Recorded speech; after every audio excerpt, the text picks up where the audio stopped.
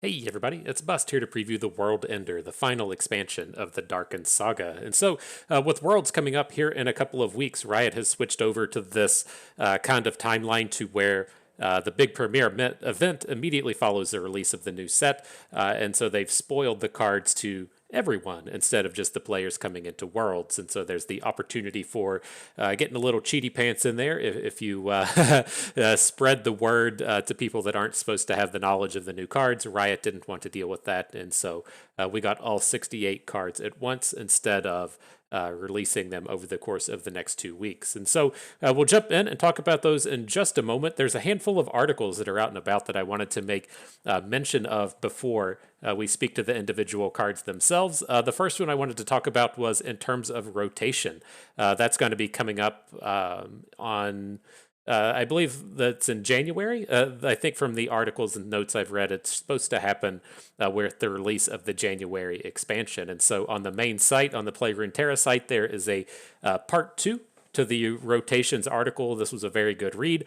And if you go and dig out a little bit onto the Reddit, there's another fantastic article out here. Whatever all of this guy was saying looks like our Scarpian. I'm sure you had a lot of great feedback, but if you can find this, the ex-Hearthstone player's perspective in LOR and rotation, the LOR dev, Dan Felder, does a lot of great talking about the upcoming rotation and a lot of the dev viewpoints on this kind of thing. I'm really excited to see the dev posts come out like this. I'm usually pretty critical about the stuff that the devs put out and the things that they say and the things that they shouldn't.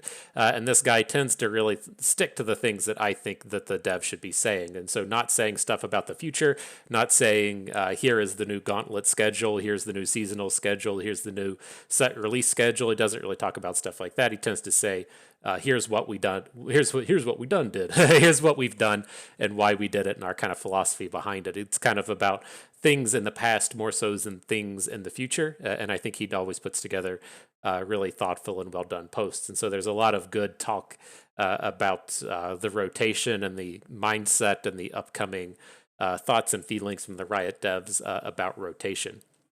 Last but not least, before we dive in, I did think in terms of the Timewinder gauntlets that they only lasted a week. I thought that here in the next day or so we were going to be immediately starting in on this Rising Tides gauntlet. If you're a regular follower, I was just wrong. You know, typical Bus style, not right about very many things, and we were definitely wrong about this one. So the Rising Tides doesn't come around until around Christmas, around December 22nd is when the Rising Tides will start, and so we'll have some more of this Foundations only time before that hits, and we'll be trying to get some Prime Glories with the Foundations only Time Winders as the weeks progress. And so, little whoopsies, I thought it was all back to back to back. That is not the way it is whatsoever. Okay, and so with that out of the way, let's go ahead and jump into the cards themselves. Okay, so we are just on outof.cards. I feel like this site organized everything the best. I typically go to runeterra.ar, but their cards were not in a kind of coherent order, and so we skipped over them. And I will make my Mobalytics-based rant on the day. I'm really disappointed that they get so much of the spotlight in the game. I know that they're really big in the League of Legends universe, and I believe they're pretty big in the Valorant universe, but they've given up on the Legends of Runeterra. And I hate seeing the advertisements pushed towards their sites. And so I did actually click on it today, and I went on mobile, and everything was in German. And then I went on PC, and everything was in Russian. And so I clicked on the little language thing on the site, and it was already set to English. And so I was like, this is pretty typical of my expectations of Mobalytics. But it makes me sad that there's people out here trying. There's people actively trying to support the game and devote their time and efforts to it. And then Riot still mainly just supports Mobalytics, probably due to their other business commitments. And so, makes me a little sad, but kind of is what it is. But nonetheless, to jump into the champions here on Out of Cards, the first one out here is Aatrox. He is sort of, technically, pretty much, kind of a 6/6 for 6. When he comes into play, he auto-equips the Darkin Blade. That's on the middle section of the screen here, which gives him +1/+1 and regenerate. So he's essentially a 6/6 regenerate that has a Darkin equipment attached to him. And then he does bring forth the World Ender Runeterran ability. And so you can put any non-champion Darkin into your deck during deck building. And then when you've summoned three different Darkin, played or summoned, I'm sorry, three different Darkin, you get to draw your Aatrox. And so to the best of my knowledge and my limited reading on the day, the only non-champion Darkin in the game are just the equipment, right? These equipment that have been printed throughout the Darkin saga, the 2-cost equipment. No, they're not all 2-cost, but one for each faction. And then otherwise, he doesn't read like Kayle. Kayle you can draw multiple copies of. With this, you can only draw one copy of Aatrox. And so if you play 6 different equipment, you should still only get the single copy of Aatrox into your hand.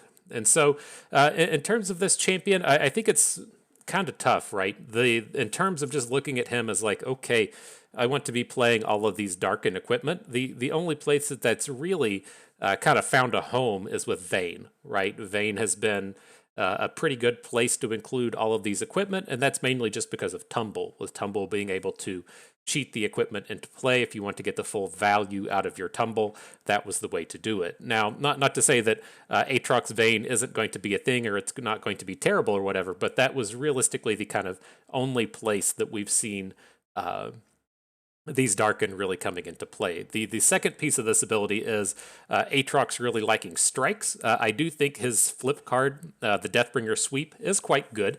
It's only a flip card. It's not a physical card that you can put in your deck, but that's the one here on the top right. He gets to single combat an opposing enemy for 3 mana. That puts a 2 mana single combat into your hand, and then that again puts a 1 mana single combat into your hand. And so he can pull off 3 strikes across the course of the same turn. Very powerful, but again, naturally doesn't have any way to take advantage of the strikes. And so we'll have to kind of like give this a wait and see. 6 mana is a pretty heavy investment if it's not immediately winning you the game.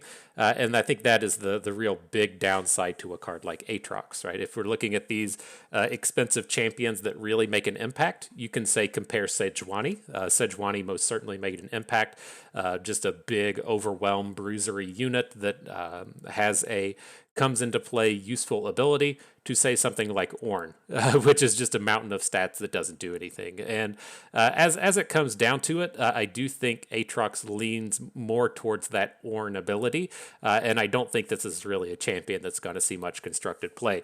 In terms of the World Ender down here, it has the potential to go big, right? Assimilate allies equipped with Darkin basically flips all the Darkin in play. I'm not going to pull up the text on it. I read it on Reddit as terms of what assimilate actually meant, and it basically said your unit equipped with the Darkin ability transforms into the Darkin. And so you would have the ability to get 2 or 3 of those big flip things onto the board, but if you're not going big, if you're not ending the world with a bunch of dudes on board already and everything, I just don't see a lot of power coming out of Aatrox. I think this is probably going to be the dud of the set. Okay, and so champion number 2 is Ryze. Now, if we're saying that Aatrox is going to be the dud, he seems pretty straightforward, not a lot to him. Ryze is a completely different story. This is an incredibly challenging one for me to kind of assess without like actually getting out here and playing with all of these cards. And so Ryze, another Runeterran champion, he lets you put any non-targeted burst or focus spells into your deck. And so much like Jhin let you put skill abilities into your deck, Ryze gets to play the burst and focus cards as long as they don't target. In terms of the deck building with this, the thing that immediately strikes me as being useful here is the Tellstones. All of the different factions' Tellstones are burst, right? I think they're all burst spells, but nonetheless, they give you the access to all of that versatility that comes from the Tellstones, and then Ryze would have access to all of that kind of thing. And so maybe you can get your Ryze Seraphines out here with all the Tellstones together. I don't know. We'll let someone else come up with that. But that is his first and foremost Runeterran ability. Up next, he does this thing with the Delve into the Pasts. He creates them into your deck, much as you would see with Bard. And then when he's played, you also or I'm sorry, on the round start, you also get the Delve into Past shuffled into your deck. And so what it does, it's a 2-mana spell that generates these world runes that are on here. This Shard of Betrayal, when it's played or activated, it deals 2 to the weakest enemy. The next one over, the Shard of Hope, heals, what is that? Heals your Ryzes and your Nexus. All of these things do something when they come into play. And then when you play a different one, the ones on board already activate. So if we say play our Shard of Betrayal, it comes onto the board, it deals 2 damage to the weakest enemy, and then it just hangs out there, right? It doesn't do anything else. But then you play the Shard of Hope, you get to activate the previous one, so it does 2 damage to whatever the weakest enemy is now, and then you get to heal 2. And then you add your Shard of Violence to the board, that's the third one here. You get to deal 2 damage to the weakest enemy, heal 2 to everything, and then draw a card. And so it's just this really, really big and powerful engine kind of set. And as the game progresses, you get to kind of build this big super unit of sorts, if you will, with all of these runes activating each time they get played. And then once Ryze goes big, once he goes flip mode up here, he attacks, all the runes activate, and if you have all the runes on the board, then you win the game. And so it's kind of tough, right? This is a very kind of like slow and grindy style of ability, right? You have to play a 2-mana Delve into the Past to get a Shard. You have to play the 2-mana Shard. The first one doesn't really do that much, right? So you can just kind of say, okay, I'm spending 4 mana to deal 2 damage to the weakest unit, or I'm spending 4 mana to get 2 spell mana back, whatever. These are all fairly slow and build up kind of abilities, but there's a lot of decks that just have a supreme amount of trouble with this thing, right? If you're looking to play some kind of real and slow and grindy control deck, you're just never going to outvalue everything coming from Ryze here. And so I think it's kind of interesting in that sense. He just kind of immediately strikes me as a deck that just absolutely cannot ever whatsoever, not in his lifetime, beat a deck like Pirates, but he becomes much more interesting in kind of a best of 3 style format, to where you can look to just ban out a deck like Pirates and just battle against your opponent's slower offerings. Because I can't think of just offhand a stronger kind of like engine thing that's currently in the game. And just having all of the buildup across all of these shards can be quite strong. And so I'm curious. We'll see. You have a rune prison that stuns an attacking enemy, so you can immediately put this into your Yasuo deck. But this one is tough. I'm leaning more towards with Ryze as him not just being the be-all, end-all hype super strong card of the set. I think that this is probably going to be more of a niche best of 3 style of card, but also the one I'm putting the asterisk on, that the bust is just completely wrong, and Ryze is actually the nutsos one out of the set.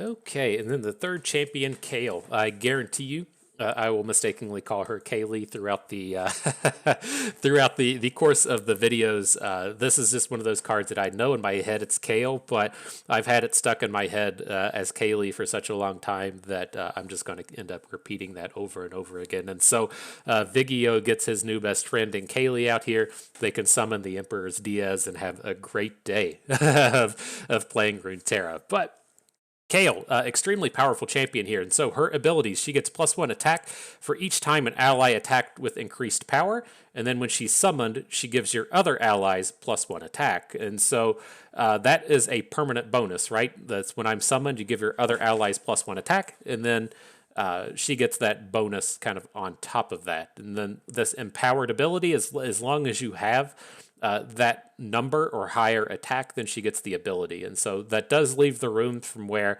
the ability can kind of swing back and forth. If your opponent, say, Quicksand is a bad example because it takes off the abilities, but if your opponent troll chants Kayle below 6 attack, she would lose the quick attack. But you should probably assume that most of the time that she is going to be a 6/6 or so quick attacking champion. If she's coming down on turn 6, she probably got that flip ability anyways.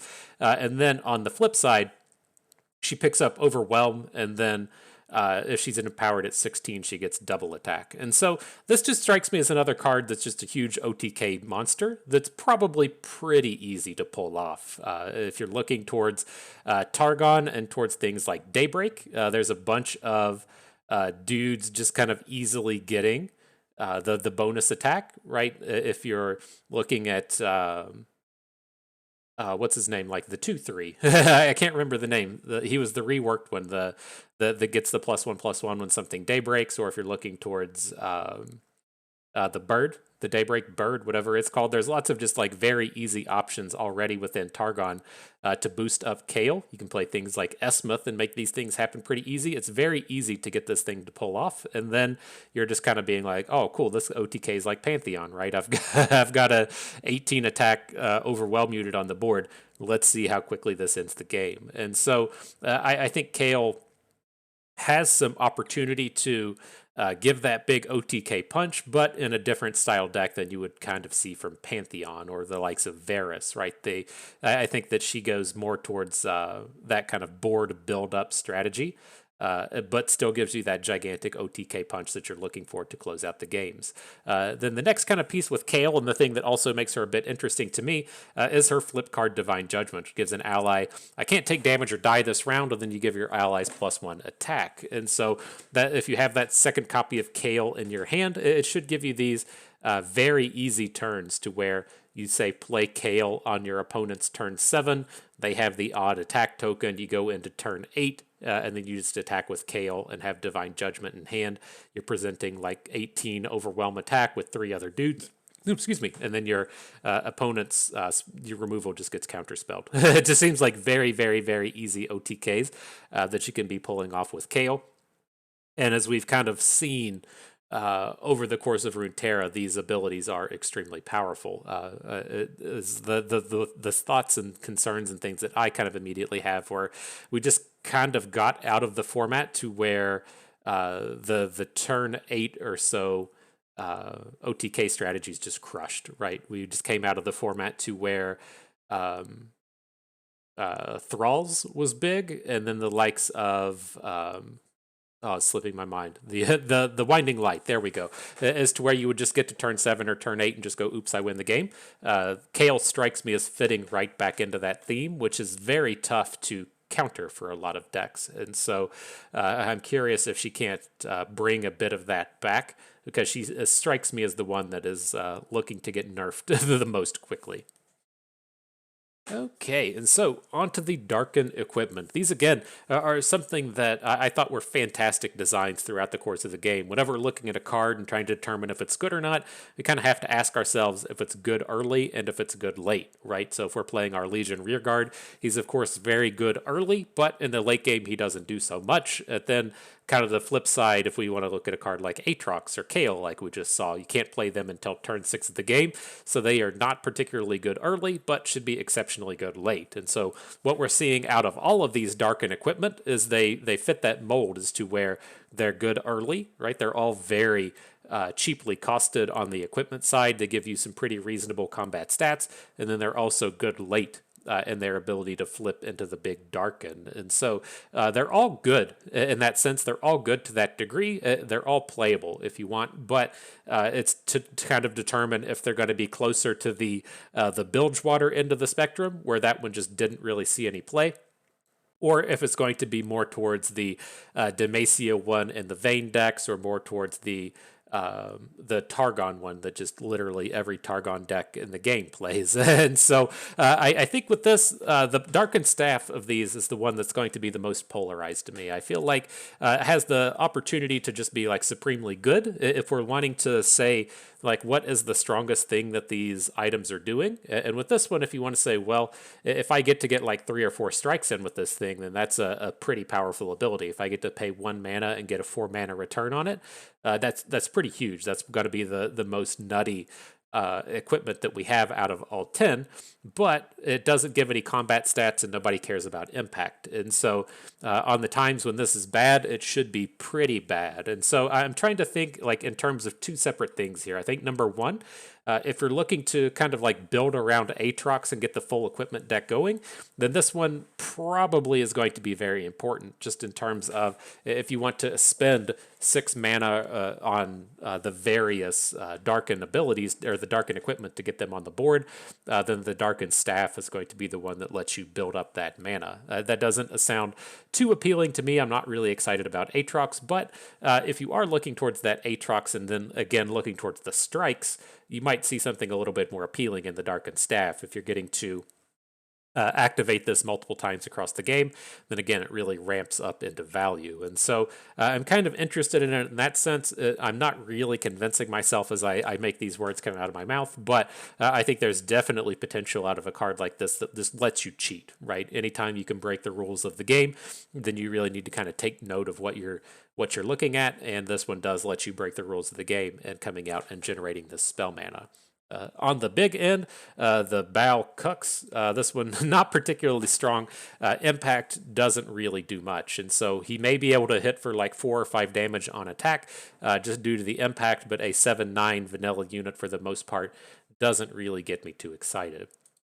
The next one, the Darkin Spear, I think this one is kind of interesting. This is an attack ability, not a strike ability. And so whenever you attack, you give the top 2 allies in your deck +1/+1, while you have this +2 health bonus from the spear. And this one, it's kind of tough for me, at least in terms of the Freylord decks we've really been seeing have success up to this point. They're either taking one of 2 paths, right? They're either playing Freylord because they want to play the double frostbite thing, whatever the cultist frostbite spell is called. That is a particularly good reason to be playing Freylord, and otherwise you're just there for the overwhelms. And so this does help a little bit with the overwhelms if you're omen hopping the top units of your deck and getting those bonus stats throughout the course of the game. But it's not entirely playing towards what those decks are wanting to do. And so it's a defensive-oriented card in a deck that wants to be on the more aggressive end of the spectrum.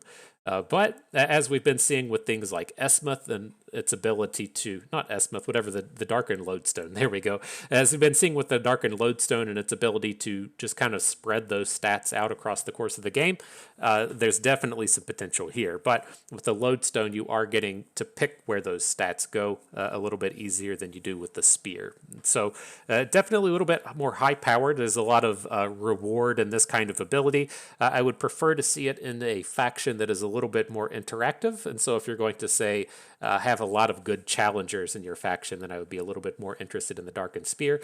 But if you start saying, well, if I'm going to boost my unit's health and boost all of my unit's stats, maybe this is what we pair with Kayle. Doubt it, but that kind of thing is there. Or it lets us come in and play things like AoEs, right? If we get to protect our units on board a little bit, protect the units in our deck so that they survive an avalanche, they survive a blighted ravine, it does play into a lot of what the Freylord is trying to pull off.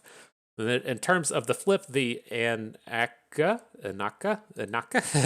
this one, kind of interesting. It's a 6/8, and then when you attack, you get to pull a unit from your deck, the top 6 cards of your deck, attacking along with it. And so a little bit more likely to deal damage than the impact unit. A lot of high-powered stuff can kind of come out of this, but another high-risk, high-reward aspect to where you can't just miss, right? You can attack with this and not pull out a unit, which would be pretty devastating.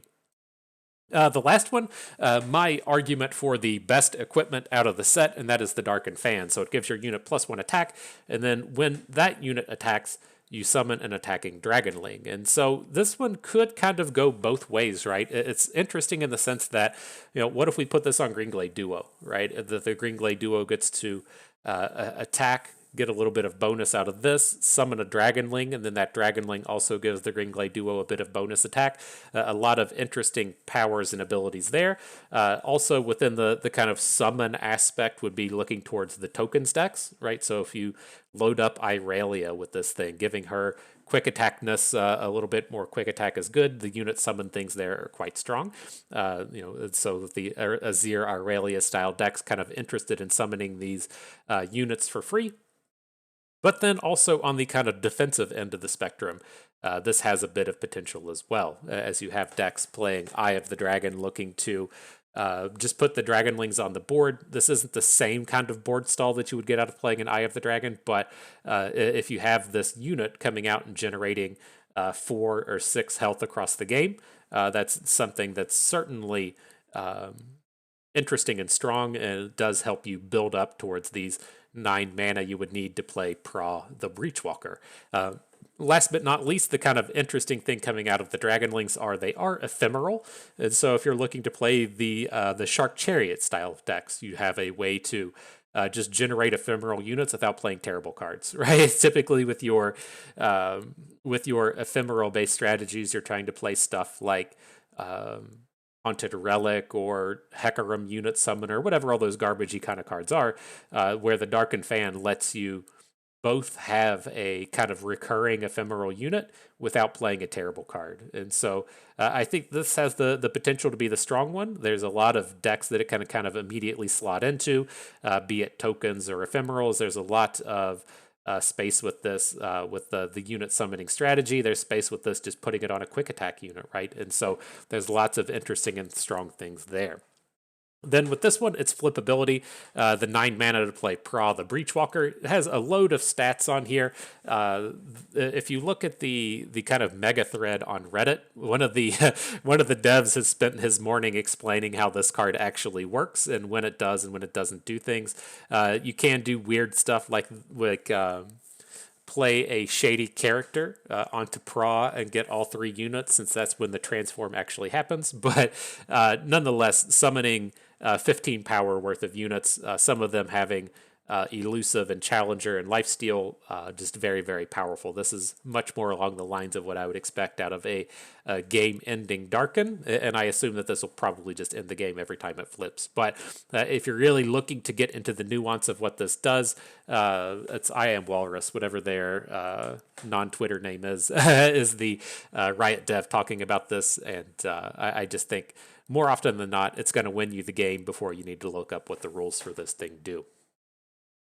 Okay, and so I did want to talk about the 3 cards I think will have the biggest impact on the format that aren't the champions, that aren't the Darkin equipment, and the first one of those is the Champion Strength. And so it's an 8 mana spell, gives all of your allies +4/+4. If you have the attack token, you give them Scout. If you don't have the attack token, you give them Rally. And so it just seems like a super, super, super easy way to just win any game, right? We've very easily in many of our games across all the times that we just sit around and play Demacia, which is pretty much every other video, it's quite easy to both have a full board and 8 mana. You very commonly run into these spots to where it's just completely full and you're deciding if you want to play Cythria or if you want to play 4 Demacia or whatever angle you're looking to take there. But just assuming that you get to make your units gigantically big and rally, it should just be a pure game closer. The only thing that's really looking to shut this kind of thing down in the current days would be a deny. And so I think that this is the one that, as we are looking to move away from the likes of something like Golden Aegis, this lets you kind of wrap up 2 cards into one, as to where maybe now you don't play Cythria, you don't play Golden Aegis. That's 6 cards you cut out of your deck. Now you just play 3 Champion Strength, and you can use those to basically have the 2 cards tied into one. And so I think there's that kind of aspect to it. And then that you can start just dropping this on turn 6, right? Even turn 5, if that's what it really comes down to.